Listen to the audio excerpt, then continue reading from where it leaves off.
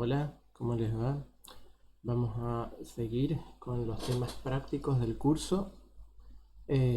Ahora, bueno, después del teórico que estuvimos viendo que es la heredabilidad y después de toda la primera parte del curso que estuvimos viendo métodos para estimar selección, vamos a ver métodos para estimar la selección, la heredabilidad, utilizando directamente modelos mixtos bayesianos. Si ustedes ven, hay un gran desarrollo histórico entre los diversos métodos que se han usado históricamente para estimar heredabilidad, desde ANOVAs, análisis de la varianza anidados, modelos mixtos y estimación por máxima verosimilitud. Pero bueno, básicamente ahora prácticamente en todos los trabajos modernos que van a ver se va a estimar mediante modelos mixtos y mediante inferencia bayesiana. Los datos que vamos a usar vienen de un trabajo de Juan Fornoni y colaboradores, bastante viejito ya, del año 2003, en que estima la genética cuantitativa de la tolerancia y la resistencia de las plantas contra los enemigos naturales en dos poblaciones naturales de Datura stramonium, la misma planta con la cual estuvimos viendo eh, selección fenotípica sobre caracteres como estos, ¿no? De resistencia y tolerancia ante herbívoros. Entonces vamos a utilizar como la variable que nosotros queremos estimar es la resistencia de la herbivoría, ¿sí? Que como le hemos visto otras veces, habitualmente se estima en el campo como el inverso del daño, es decir, uno mide, por ejemplo, el porcentaje de área foliar dañada por herbívoros y el inverso de eso, es decir, el porcentaje que no se comió, se suele considerar una estimación de la resistencia. Bueno, provenientes de una población de México. Para esto se utiliza un diseño de medios hermanos paternos, Half Sibling Design, donde cada planta donadora de polen se cruzó con dos receptoras, ¿sí? Por convención se le suele llamar sires a los padres y a los receptores dams. Y a partir de cada uno de estos cruzamientos se obtuvo varias plantas hijas. Ahora, este es un diseño de cruzamientos, por lo cual técnicamente no necesitaríamos un pedigree y un modelo animal. Sin embargo, los modelos mixtos utilizando pedigree son lo suficientemente flexibles como para que nosotros podamos crear el pedigree de este diseño e introducirlo en el modelo sencillamente. ¿Sí? Habitualmente los modelos animales se usan para pedigrees mucho más complejos que se extraen mediante marcadores moleculares de poblaciones naturales. Pero bueno, no vamos a hacer eso. Bueno, vamos a utilizar una aproximación bayesiana utilizando el paquete MC-GLMM, ¿sí? Basándonos en el método que describen en este paper de Wilson et al. De 2010. Para eso, bueno, en primer lugar vamos a ingresar los datos. Antes de ver los datos, quiero que vean cómo es el patrón de cruzamiento. Digamos, tenemos familias de medios hermanos, entonces cada padre está cruzado con dos madres y da lugar a una serie de hijos, ¿sí? Acá es importante notar de que todos los individuos, sean padres, madres o hijos, tienen diferente número, ¿sí? Cada uno es un número diferente, de manera que no haya confusión y podamos saber, por ejemplo, que el 7 es hijo de 3 y 1, o que el 14 es hijo de 5 y 2, y así. Voy a pasar al R. Tengo aquí las descargas.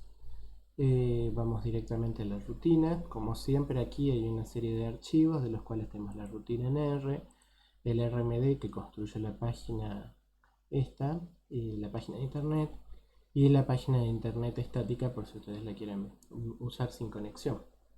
Y los sets de datos, que en este caso van a ser necesarios dos archivos, pero veámoslo directamente en la rutina. Bien, el primer set de datos es el de Datura ER2, ¿sí? Tiene 461 observaciones, 6 variables. Si vemos la cabecera de los datos, vemos que tiene La primera columna es el número identificador de la planta, pero por convención en el paquete que vamos a usar se llama siempre animal, aunque sean plantas. Entonces el animal acá me indica lo que estamos viendo acá, qué planta es, ¿sí? Luego tenemos el daño, que como yo les había dicho es el porcentaje de la hoja dañada. Luego tenemos la resistencia, que es el inverso del daño. Fíjense que es 1 menos el daño. Y como este paper fue hecho hace bastante, ellos habían hecho una transformación porque los datos de resistencia no eran normales, que era la transformación al coseno. ¿Sí? Como les he dicho varias veces, no hagan transformaciones. Aquí vamos a usar esta variable respuesta solamente para después poder comparar con el resultado del paper y ver si el resultado da el mismo número, básicamente. Lo primero que tenemos que hacer es transformar esta columna, que es el animal, en un factor. Y ahora vamos a necesitar un segundo set de datos, que es el pedigree, ¿sí? Que está en el archivo daturaped. Aquí es muy fácil, lo que tenemos es un identificador, que es lo mismo que el animal, y quién fue su padre y su madre. ¿Sí? Entonces el individuo 1 fue hijo del padre 530 y de la madre 569. Y bueno, todos los primeros son hijos de la misma familia, ¿no? Pero si siguiéramos viendo la tabla, que es bien larga, 567 observaciones, estaría la lista completa de todos los individuos, su padre y su madre. Y también los que son padres y madres, no se ve, lo voy a poner para que la veamos. ¿Sí? Entonces, sigue por acá. Entonces, este individuo es hijo de estos dos. Pero quiero mostrarles más abajo todavía, ya hacia el final, los que, a ver, por aquí. Los que, por ejemplo, el 461 era hijo del padre 567 y del 646. Ahora, ¿qué sucede? Los padres y madres también son individuos de la población y también se ponen en el pedigree. Lo que pasa es que no sabemos a su vez quiénes fueron sus padres. Entonces, este 557 que era padre acá, más abajo debe estar, aquí está, con padres desconocidos. Pero es necesario poner todos, ¿sí? Padres, madres e hijos, todos ellos deben estar incorporados en la tabla. Bueno, volviendo. El primer paso que hay aquí es reordenar el pedigree. El pedigree se reordena para que los ancestros, es decir, los organismos más viejos, queden al principio y los descendientes al final. En este caso lo podríamos hacer a mano, porque es muy fácil saber quiénes son padres y madres, los pongo al principio, después todos los hijos al final. Pero si tuviera una población natural donde tenemos de que el sobrino del tío se juntó con la así sucesivamente con quién sabe qué, porque pueden haber cruces intergeneracionales, un montón de complicaciones. Ahí ya es hasta difícil saber quién es ancestro de quién. Entonces, para eso existe la función que se llama order pedigree del paquete master badges, que es otro paquete que van a necesitar. Y es además necesario indicarle que tanto el ID como la madre y el padre son factores en este set de datos. Entonces vamos a cargar la librería y un montón de cosas, y vamos a usar la función orderPed para ordenar el pedigree y convertir las tres columnas ID, padre y madre como factores. Bien, ahora viene lo que es tal vez la parte más complicada aquí, que es el ajuste del modelo bayesiano. En un modelo bayesiano parte de un conocimiento previo de la realidad, la cual es actualizada por el ajuste del modelo a través del conocimiento de los nuevos datos que ingresan en ese modelo, para obtener una nueva suposición sobre la realidad, ¿sí? Esa primera inferencia que tenemos es lo que se conoce como prior, y el resultado final del modelo es el posterior, ¿no? De esa manera la ecuación de Bayes es resuelta cada vez incorporando información, actualizando esa información y obteniendo un nuevo resultado. Esto se hace en realidad miles de veces a lo largo de una cadena de Markov, pero el inicio es necesario que se lo demos a través del prior. El prior puede tener mucha influencia en el resultado final, es decir, yo le puedo dar mucha información porque tengo mucho conocimiento sobre el sistema. Sin embargo, esto primero que no es así porque no tengo casi nada de conocimiento sobre este sistema, y segundo, de que en muchos casos esto no sesgaría demasiado el resultado y no es algo que debemos hacer. Entonces utilizaremos lo que se llama un prior poco informativo o chato, flat prior. Bien, el prior va a tener una estructura de lista, y esto va a ser casi siempre va a tener la misma forma. Va a tener una estructura de lista porque lo que vamos a ajustar son las dos partes de un modelo mixto. Por una parte, las dos partes de los efectos random de un modelo mixto. Por una parte, el debido al parecido entre los individuos, que es debido a su parentesco y por lo tanto a su carga genética, y por otro lado el residuo, que es decir, que en este caso van a ser los efectos ambientales, y que en realidad corresponde a las diferencias entre individuos de la misma familia. ¿Sí? Esas dos estructuras, la genética y la residual, reciben el nombre de G y R. ¿Sí? G y R. G es a su vez una lista, ¿sí? Donde, que a su vez contiene una lista, es bastante enrevesado, perdón, pero es así, donde tenemos una primera inferencia de cuál es el valor que podría tomar el parámetro que nosotros estamos interesados, que en este caso le puse sencillamente 1, y después tenemos un valor de confianza en ese parámetro, que en este caso le puse un número muy bajo, que es 0.002. Es decir, nosotros pensamos de que la heredabilidad, en realidad la varianza genética, va a estar cerca de 1, pero ¿cuál es nuestra confianza en eso? Y nada, casi nada. No tenemos ni idea de cuánto puede ser, así que en ese número lo ponemos por poner algo y le ponemos una confianza muy baja, que es nu. Lo mismo hacemos para la parte residual, es decir, cuánto pensamos que puede ser la varianza ambiental y cuánta confianza tenemos en eso. Como ven, es algo bastante rebuscado, pero para conceptualmente no es tan difícil. Es decir, una presunción de cuánto puede ser y una confianza muy baja porque en realidad no lo sabemos, y esto hace que este prior sea flat, que sea chato, que sea poco informativo. Entonces vamos a cargar el paquete, vamos a construir el prior y ahora vamos a ajustar el modelo. El modelo no tiene ningún efecto fijo. Ustedes recuerdan del práctico que tenemos una distinción entre efectos fijos y efectos random. Los efectos fijos provienen de efectos que se fijan experimentalmente o observacionalmente, pero que consisten en comparaciones que fueron elegidas por el experimentador, por el que está realizando por el que diseñó el experimento o el análisis de datos en este caso. Entonces, un efecto fijo es, por ejemplo, si yo quiero comparar individuos que crecen a tal temperatura versus individuos que crecen a tal temperatura. O si quiero comparar dos poblaciones diferentes entre sí. ¿Sí?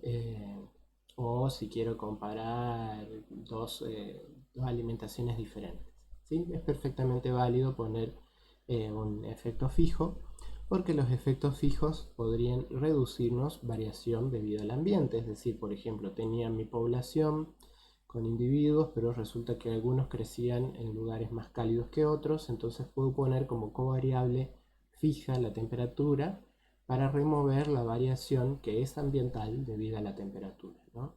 Y poder obtener un panorama más claro de cuál es la variación genética. Entonces aquí no tiene ningún efecto fijo. Entonces es la variable respuesta, que como les dije estamos usando arco seno de la resistencia porque para usar la misma variable que utilizaron en el paper, pero perfectamente podría usar resistencia sola, no hay ningún problema. en función de la nada misma que se pone con un 1. Es decir, no tiene efecto fijo. La segunda parte de un modelo mixto es un efecto random. Y en este caso el efecto random está dado por el animal. ¿Sí? El efecto random viene del animal, es decir, de la planta en este caso, con determinado pedigree. Y el pedigree es el pedigree que cargamos, el archivo pedigree que cargamos aquí arriba, ¿sí? Que nos informa sobre las relaciones de parentesco entre esos animales o plantas en este caso. Luego vamos a tener el set de datos, donde están las variables, esta variable y el animal, ¿sí? El prior que acabamos de construir, y esto verbose igual false es para que no escriba todas las iteraciones, porque si no va a escribir todo esto. Lo ponemos a ejecutar y mientras se ejecuta vamos a seguir viendo lo que dice aquí.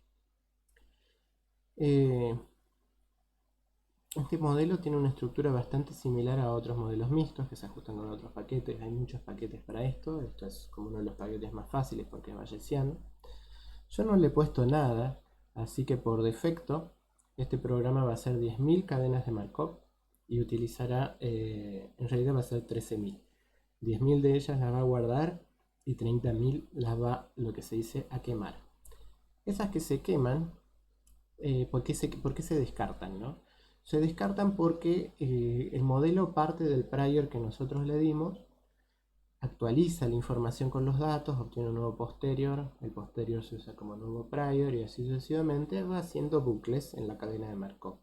Hace 13.000 de esos bucles. Los del principio no se utilizan porque llevan mucha carga del prior original que yo le di. Sí, son muy dependientes de lo que yo le di. En realidad esa parte se descarta y se usa solamente la parte en la cual el modelo se ha estabilizado, dando un resultado cada vez en cada bucle más o menos parecido entre sí. De la misma manera no vamos a utilizar los 10.000 datos, sino que vamos a utilizar datos que traten de ser lo más independientes posibles. Entonces vamos a seleccionar cada 10, 1. ¿Por qué es eso? Porque en la cadena de Markov cada paso es dependiente del anterior. Entonces, si están muy seguidos, nuestro muestreo de datos en realidad no son valores independientes de los parámetros, sino que está muy influenciado por el paso anterior. Entonces lo voy cortando, tomo uno, descarto los 9, tomo el décimo, descarto otros 9, tomo otro, y así sucesivamente. De los 10.000 me voy a quedar con 1.000. Si ese 10 que estoy usando es el timing interval, que es, bueno, precisamente es cuánto estoy descartando. Y finalmente vamos a hacer unos diagnósticos para ver si nuestro modelo es adecuado. Bien, ya corrió. El primer diagnóstico es precisamente ver si ese timing interval, si ese lag que tenemos entre cada vez que muestreamos la cadena de Markov, está bien o no. Entonces eso lo vemos con una función que es la autocorrelación de BCD. Vamos a ver aquí. Fíjense que esto nos da valores de autocorrelación para la parte G y para la parte R, es decir, no sé por qué, no me recuerdo muy bien por qué lo repito dos veces, pero básicamente vemos que cuando tiene un lag 0, la varianza covarianza, perdón, porque son dos cadenas precisamente. La varianza covarianza es BCB, es varianza covarianza de las. En realidad no es varianza covarianza, es puramente varianza en este caso, porque estamos viendo la varianza debido a los animales y que por lo tanto es la varianza genética. Con un lag de 0, lógicamente tiene una correlación de 1. Y la varianza ambiental tiene una correlación de menos 85, es altísima, ¿no? Con un lag de 10, que es el que estamos usando, porque lo estamos usando por defecto, tiene todavía una correlación sumamente alta, es decir, que realmente tomando de a 10, los datos no son independientes todavía. ¿Sí? Tomando de 50, todavía no. Recién entre 100 y 500 tendríamos valores más o menos independientes entre sí, ¿no? Lo ideal es que fuera cero, nunca va a ser exactamente cero, pero tenemos que tratar de bajar el valor ese de correlación, porque si no, los 1000 valores que estoy tomando de la cadena de Markov no me sirven, porque es como si estuviera repitiendo siempre el mismo valor, ¿no? Esto es lo que se llama otro parámetro que se utiliza mucho en esto, que es el effective sample size, que es el tamaño realmente muestrado de la cadena Markov, que si la correlación fuera cero es realmente lo que yo le dije, o sea 1000, pero con correlaciones tan altas no, es como un valor mucho más bajo. Entonces este nos indica de que nuestro lag es muy bajito, tenemos que poner más espacio, más timing interval para tener un valor más alto. Esto mismo se puede hacer con diagnósticos gráficos. ¿Sí? Tiene dos partes, se puede diagnosticar dos partes. Una parte es la parte fija, que está en sol, y otra parte es la parte random, que está en BCB. La parte fija, como les dije, no tiene nada, pero eso significa que tiene un intercepto, que es lo que vemos acá. Entonces, fíjense, bueno, los primeros 3000 datos no salen, pero si los pusiéramos, se vería como hacen un ascenso así y se quedan acá estables. O sea, veríamos una subida hasta que se quede acá. Y luego vemos cómo son los valores que va tomando la cadena de Markov para esos 1000 datos, perdón, 10.000 datos que hay acá, de los cuales se tomaron 1000, ¿no? Este resultado es bastante difícil verlo, pero nos está indicando que está bastante bien, porque no hay una ondulación muy sistemática, no hay un patrón sistemático de subida, de bajada. Hay un poco de serpenteo, pero no es terrible, ¿sí? Y si vemos este histograma que está aquí, corresponde a como si viéramos estos valores acostados, es decir, cerca del medio hay más valores, que corresponde a esto, que es el estimado para este parámetro, que es el intercepto, y valores extremos hay un poquito, que corresponden a estos picos que vemos por arriba o por abajo, ¿no? Corresponden a los valores extremos aquí y aquí. Bien, ahora vamos a ver esto mismo para la parte random. Aquí en la parte random vemos que sí hay más problemas. ¿Sí? ¿Qué vemos acá? Por un lado, notan cuál es la diferencia entre una cadena Markov linda y una fea. ¿Sí? Aquí vemos que hay oscilaciones que son dependientes. Por ejemplo, aquí, en esta parte, la cadena empezó a obtener valores cada vez más bajos. Y si acá yo remuestreo, estos valores están muy correlacionados, están muy influenciados por lo que pasó antes. Lo mismo aquí, es como que entró en un pozo y después volvió a subir.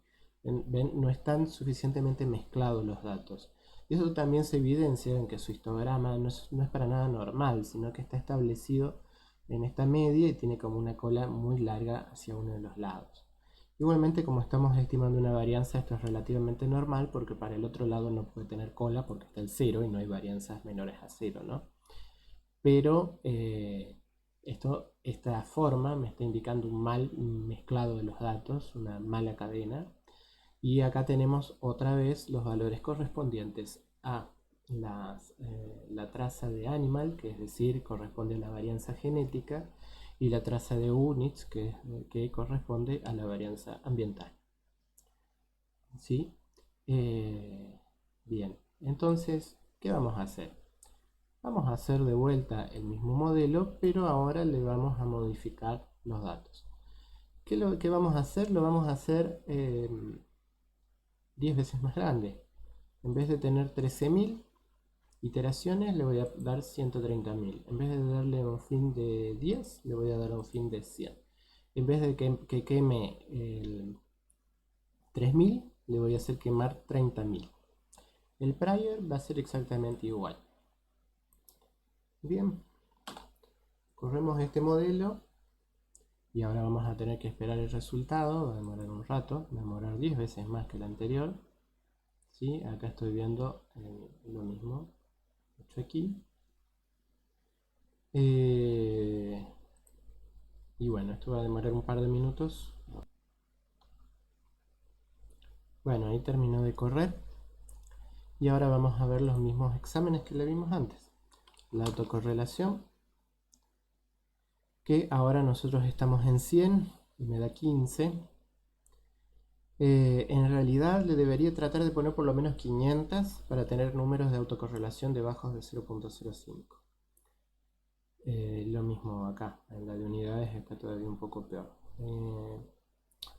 Pero bueno, no lo voy a hacer porque si no demoraríamos más, pero bueno, tendremos que multiplicar todo de vuelta por 5. O sea que tendríamos que poner, en vez de 130, tendremos que poner 500, 650.000, el sin de 500 y el de 150.000 aquí. ¿Sí? Y ahí podríamos obtener un resultado que ya no tuviera autocorrelación. No lo voy a hacer porque estos números, porque va a demorar mucho la verdad, y esto es solamente para mostrarles, pero la corrección indica que debería hacerlo. Acá no los puse, pero podríamos ver de vuelta los plots del modelo. ¿Sí? Este es Model 2. ¿Sí? Este sigue siendo muy bueno. Y el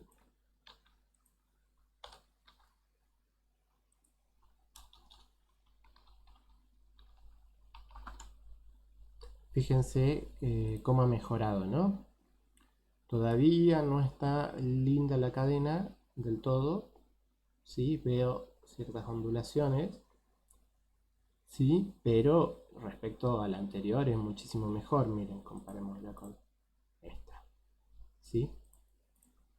Entonces, esto parece muy subjetivo, pero es el diagnóstico gráfico que hay que hacer para ver qué es el modelo. En realidad no es tan complicado porque siempre el modelo, prácticamente siempre el modelo se va a poder solucionar dándole más tiempo. Dándole más tiempo hasta que converja en una solución estable y oscile alrededor de ella. ¿Sí?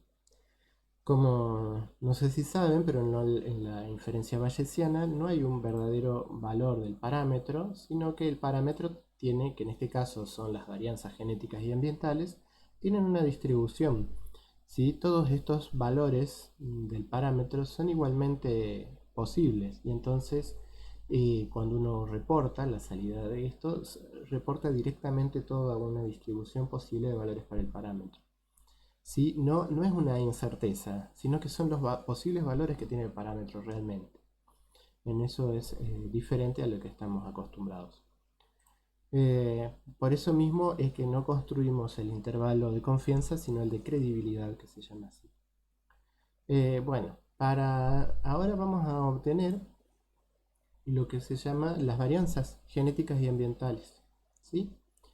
Lo vamos a hacer a través de la función que se llama posterior mode.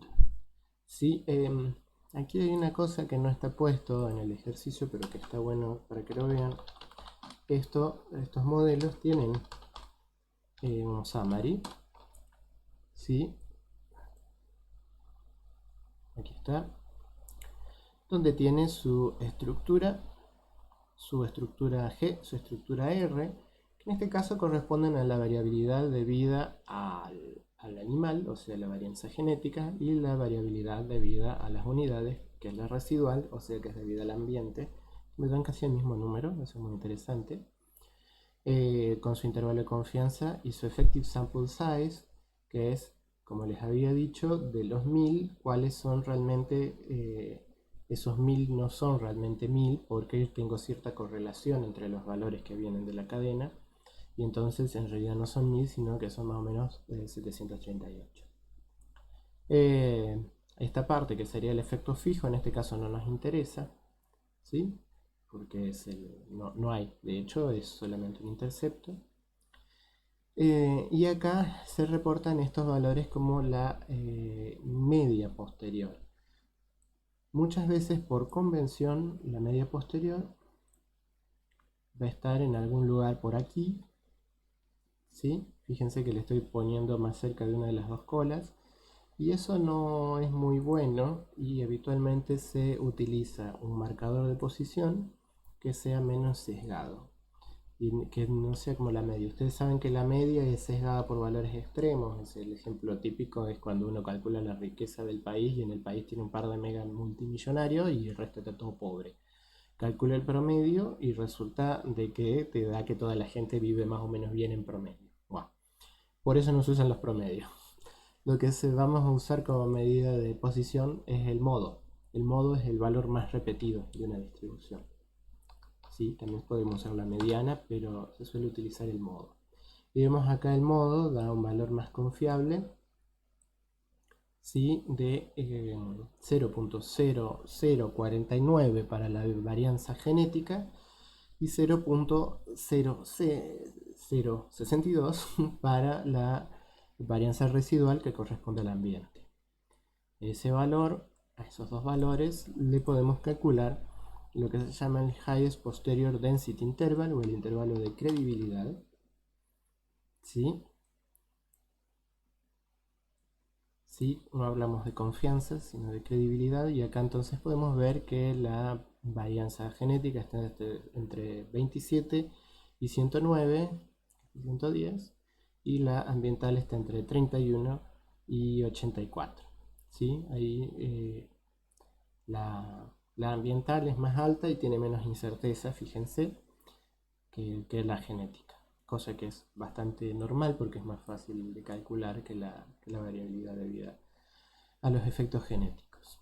Bien, bueno, ahora hemos calculado la variabilidad, la varianza genética y la varianza ambiental. Son estos números, literalmente. ¿Sí? En resistencia. La resistencia estaba medida en unidades del 0 al 1, básicamente. Entonces estamos viendo, son números bastante bajitos. Igualmente son varianzas, ¿sí? Entonces, si tuviéramos que sacar sus desvíos, es la raíz cuadrada de ese número, que es un número un poco más grande. Lo que queremos calcular ahora es la heredabilidad. Y bueno, la heredabilidad es la varianza genética dividida la varianza total, que es la genética más la ambiental. ¿Sí? Esto lo estoy sacando de... Sí, se los escribo acá. Es H, perdón, cuadrado es igual a G dividido G más E. Porque la genética más la ambiental me dan directamente la varianza fenotípica total. Bien, entonces vamos a calcular esto. ¿Cómo hacemos esto? Bueno, no vamos a dividir estos números aquí directamente, sino que lo voy a sacar dividiendo toda la cadena completa, es decir, la cadena de animal dividida la suma de la cadena animal más la cadena de units. ¿Por qué voy a hacer eso? Porque la inferencia bayesiana tiene la agradable propiedad de que una vez que lo calculamos eh, en cadena para estas dos, si construimos una nueva cadena con estas dos, conserva todas las propiedades. Entonces voy a dividir la parte de animal dividido la parte de animal más la parte ambiental, ¿sí? Y tengo mi nueva cadena y esa es una cadena de heredabilidad, ¿sí? Son 1000 valores de heredabilidad.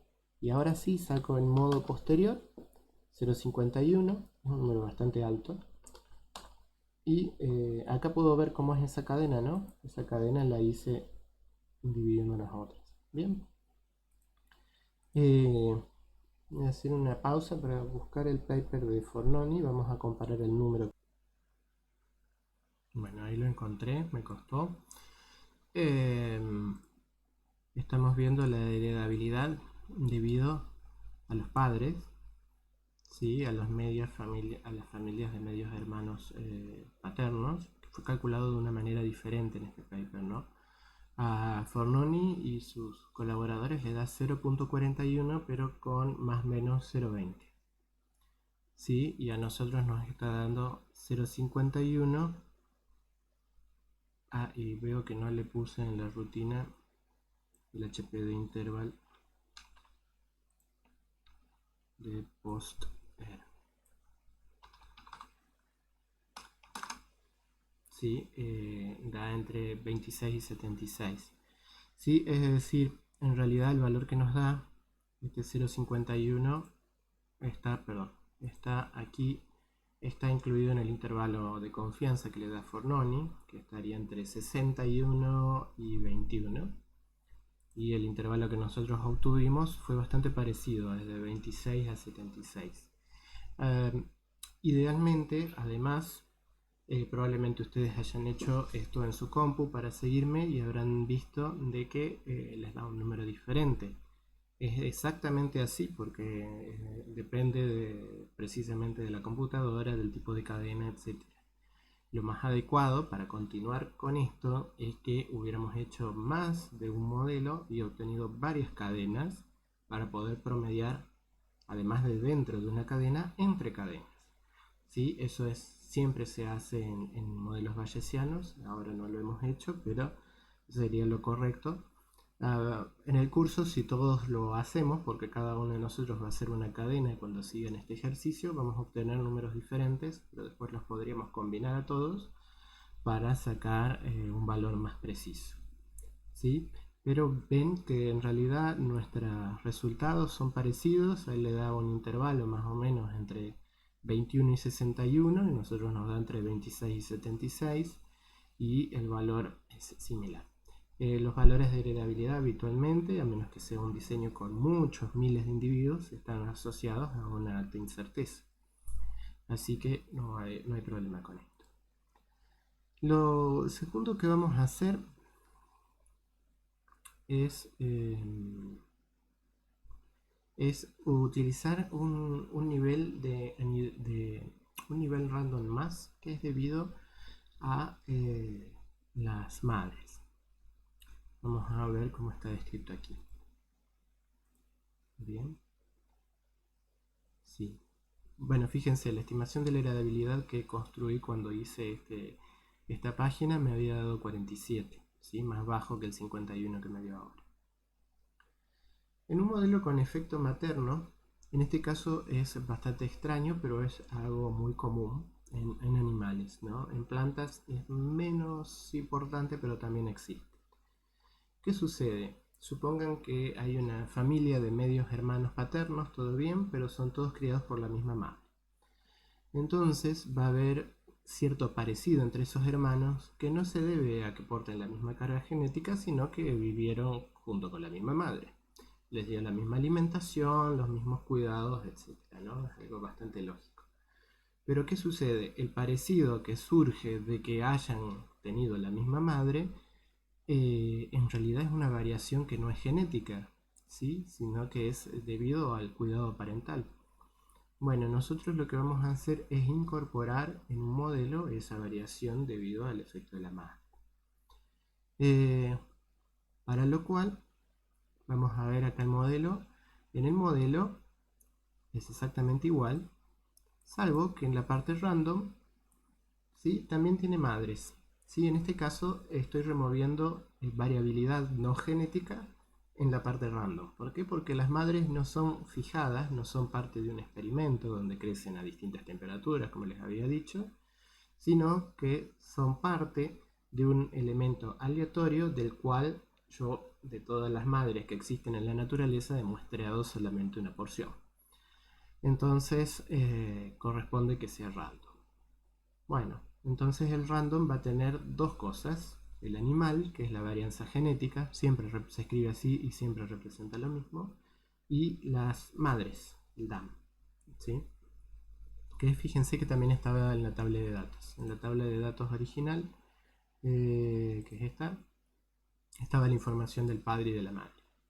Bien. Voy a hacer unos recortes acá porque no van a ver.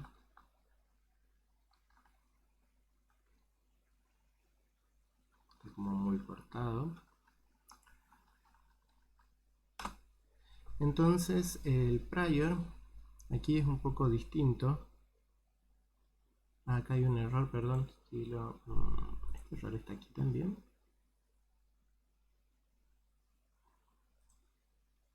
Qué raro, me he confundido. Ah, no, perdón, acá está. No, no dije nada.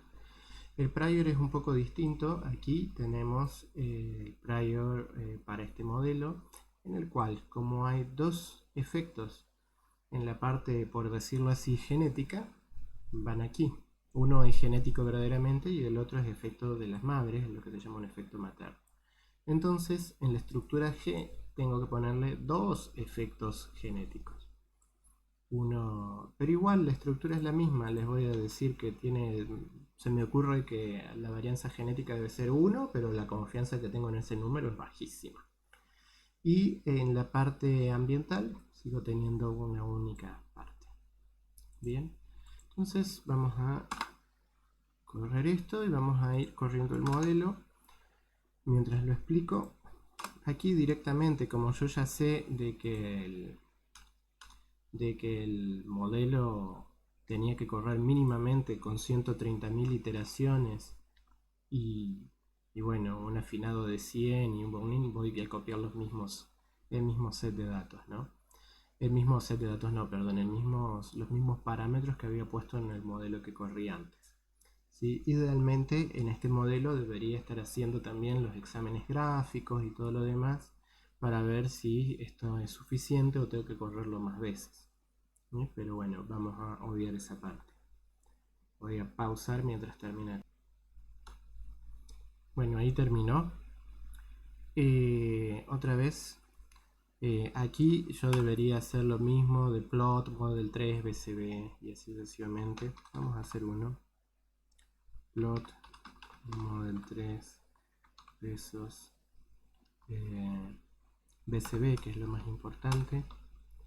¿Sí? Y no es la maravilla. ¿Sí? Debería darle más iteraciones viendo estos gráficos. Ya ustedes lo saben de que esto no está perfectamente bien y este tampoco. Pero bueno, para los efectos de este ejercicio no voy a estar toda la noche corriendo el modelo animal, cosa que muchas veces sucede. Así que lo vamos a ver así como con este resultado. Como les había dicho, estos modelos también tienen un summary. ¿Sí? Y acá vemos el efecto fijo, que en este caso no nos interesa, y los efectos random, que tiene dos, uno debido al animal, que es genético, otro debido a la madre, que parece genético pero no lo es, y otro debido al ambiente. ¿Sí? Si ahora nosotros calculáramos la heredabilidad con este modelo, tendremos que otra vez construir la cadena, y en este caso la cadena es, la voy a escribir acá, h cuadrado es igual a g ambiental, perdón, a g, a la genética, dividido la genética más la debida a las madres más la debida al ambiente. ¿Sí? Por lo tanto, la cadena es model 3 BCB de animal dividido la suma de todas las cadenas. La de animal más la de la madre más la de unidades, que es la ambiental.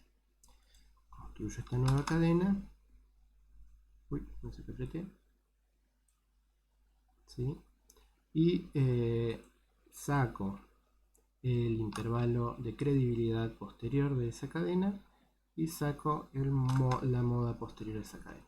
Como ustedes ven, me dio un valor mucho más bajito. ¿Por qué? Porque parte de la variabilidad que había calculado en el modelo anterior en realidad no corresponde a una variabilidad genética, sino que es debido a efectos maternos. Ahora, ¿cómo sé si este modelo es mejor que el anterior o no? ¿Sí? Igual, perdón, antes de pasar a eso, esta variabilidad, sin embargo, me da un intervalo de confianza enorme. Esto también es porque el modelo no está bien, ¿no? Debería haberlo corrido mucho más tiempo para que se estabilizara mejor. Pero bueno, me da un intervalo de credibilidad muy grande.